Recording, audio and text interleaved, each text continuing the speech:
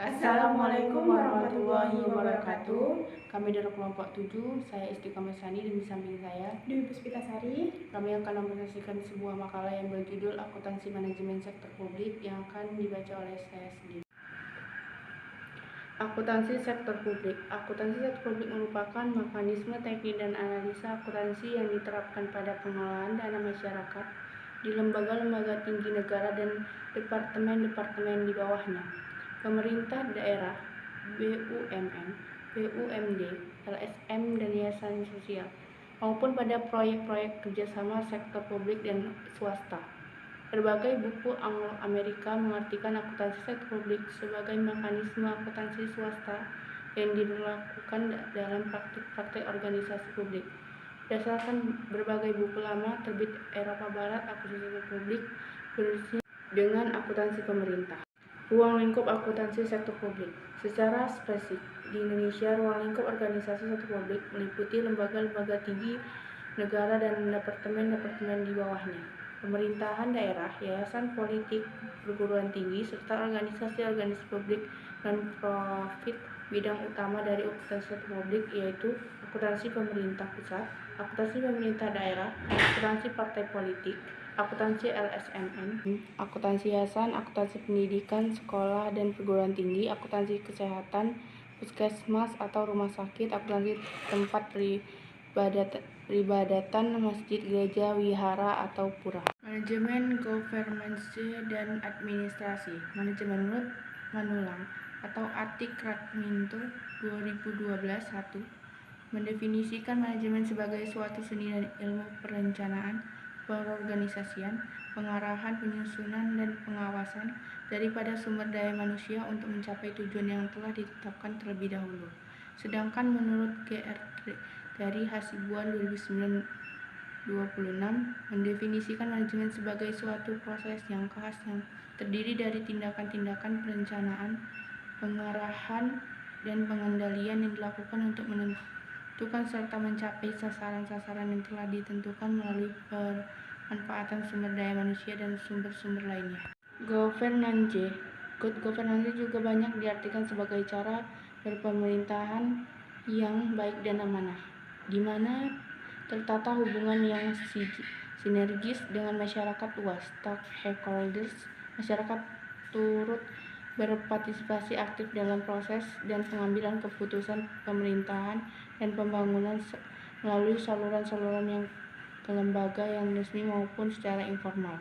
Menurut Utomo 2012-186 terdapat 5 unsur utama atau indikator yang harus dipenuhi dan dituntut untuk terbentuk good governance, yaitu rules of law, akuntabilitas, transparan atau openness, profesionalisme, dan partisipasi. Administrasi publik, bahasa Inggris Public Administration atau administrasi negara adalah suatu bahasa ilmu sosial yang mempelajari 3 elemen penting di kehidupan bernegara yang meliputi lembaga legislatif, yudikatif, dan eksekutif, serta hal-hal yang berkaitan dengan publik yang meliputi kebijakan publik, manajemen publik, administrasi, pembangunan, tujuan negara, dan etika yang mengatur penyelenggara negara.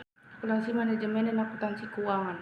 Akuntansi manajemen adalah laporan keuangan yang disusun untuk menghasilkan informasi yang berguna bagi pihak internal perusahaan atau manajemen yang digunakan untuk mengambil keputusan.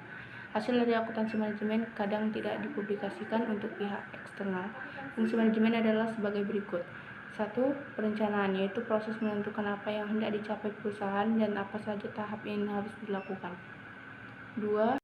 Perorganisasian atau pengolahan atau pembagian seluruh sumber daya yang dimiliki untuk mencapai tujuan yang telah ditetapkan.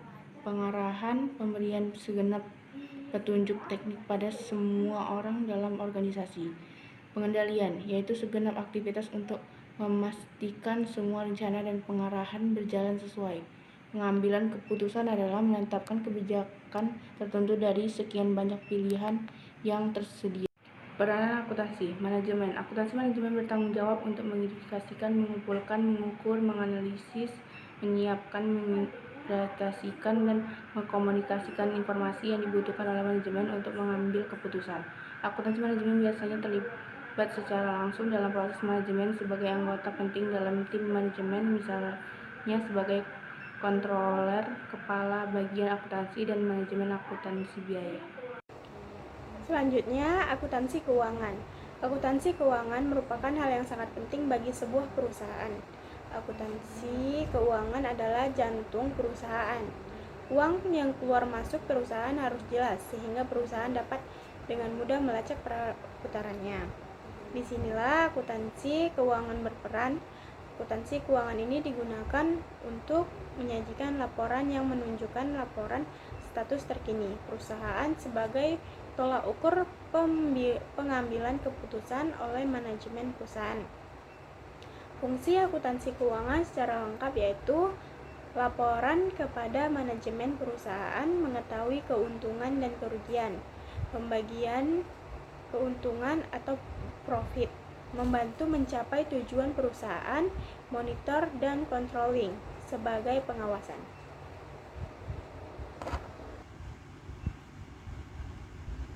Penyusunan informasi yang akurat, membuat anggaran, pemetaan perusahaan, dan untuk mempermudahkan proses evaluasi. Jenis-jenis laporan keuangan yaitu yang pertama, laporan arus kas, kedua neraca, ketiga laporan laba rugi, keempat laporan perubahan modal atau ekuitas. Proses perencanaan dan pengendalian manajemen sektor publik. Sistem pengendalian manajemen di sektor publik berkaitan dengan bagaimana melaksanakan strategi organisasi secara efektif dan efisien untuk mencapai tujuan organisasi.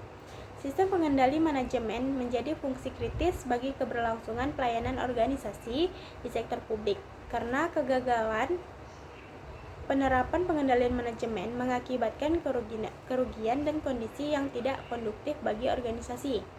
Pengendalian manajemen tidak hanya terbatas pada pengukuran kinerja, tetapi juga berkaitan dengan fungsi pengawasan, penetapan standar, pemberlakuan kode etik, termasuk upaya mendorong, memberi kesempatan, dan bertindak memaksa bagi kepentingan terbaik organisasi. Itu proses perencanaan dan pengendalian manajemen sektor publik. Proses sistem pengendalian manajemen di sektor publik terdiri dari yang pertama, penetapan tujuan, yang kedua, perumusan strategi, yang ketiga, perencanaan strategi, yang keempat, penganggaran, dan yang kelima, operasional, dan yang keenam, evaluasi kerja. Beberapa penyebab timbulnya masalah aspek perilaku pada pengendalian manajemen antara lain yaitu kurangnya arahan dari atasan, masalah motivasi karena ketidakselarasan antara tujuan individu dan tujuan organisasi. Yang ketiga yaitu keterbatasan pribadi seperti kurangnya pengetahuan dan pengalaman. Berikut ada kasus akuntansi manajemen sektor publik. Kasus dugaan suap pejabat Kementerian Desa Pembangunan Daerah Tertinggal dan Transmigrasi dan auditor Bapak. Contoh kasus akuntansi manajemen sektor publik yaitu kasus dugaan suap pejabat Kementerian Desa Pembangunan Daerah Tertinggal dan Transmigrasi dan auditor BPK. Pemberian opini Badan Pemeriksa Keuangan atau BPK dalam pemeriksaan anggaran kementerian dan kelembagaan negara dipertanyakan setelah KPK menangkap auditor BPK dan pejabat Kementerian Desa Pembangunan Daerah Tertinggal dan Transmigrasi dalam dugaan suap terkait opini wajar tanpa pengecualian terhadap anggaran Kementerian Desa Pembangunan Daerah Tertinggal dan Transmigrasi oleh BPK. Keempatnya mencakup Inspektur Jenderal Kemendes Sugito, pejabat eselon 3 Kemendes Jarod Budi Prabowo, pejabat eselon 1 BPK Rahmadi Saptogiri, dan auditor BPK Ali Sadli. Penyelidik KPK menemukan uang sebesar 40 juta di ruang auditor BPK Ali Sadli. Kemudian di ruangan eselon 1 BPK yaitu Rahmadi Saptogiri KPK mendapati US dollar 3.000 dan 1.145 miliar. KPK menduga uang ini hasil dari dugaan kasus suap pemberian opini WTP. Komisi Pemberantasan Korupsi KPK melakukan operasi tangkap tangan atau OTT terkait kasus ini. Dari kantor BPK, KPK sempat mengamankan 6 orang, yakni pejabat eselon 1 BPK Rohmadi Saptogiri atau RS, auditor BPK Ali Sadli ALS, pejabat eselon 3 Komendes PDTT Jarod Budi Prabowo atau JBP, sekretaris RS, sopir JBP atau Jarod Budi Prabowo, dan 1 orang satpam. KPK juga melakukan penggeledahan di sejumlah ruangan di kantor BPK. KPK menyimpulkan adanya dugaan tindak pidana korupsi, penerimaan hadiah atau terkait janji dengan pemeriksaan BPK RI terhadap laporan keuangan Kemendes PDTT tahun anggaran 2016.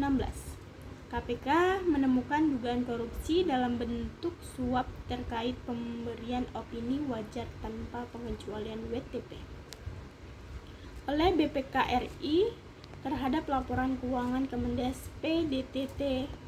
Inspektur Jenderal Kementerian Desa Pembangunan Daerah Tertinggal dan Transmigrasi Kemendes PDTT Sugito dan Kepala Bagian Tata Usaha dan Keuangan Inspektorat Kemendes Jarod Budi Prabowo dituntut pidana masing-masing 2 tahun penjara, dikurangi masa tahanan. Tuntutan tersebut dibacakan Jaksa Komisi Pemberantas Korupsi dalam persidangan kasus dugaan suap pada pemberian opini wajar tanpa pengecualian dari Badan Pemeriksa Keuangan RI terhadap laporan keuangan Kemendes PDTT tahun 2016 di Pengadilan Tipikor Jakarta Rabu tanggal 11 bulan 10 2017.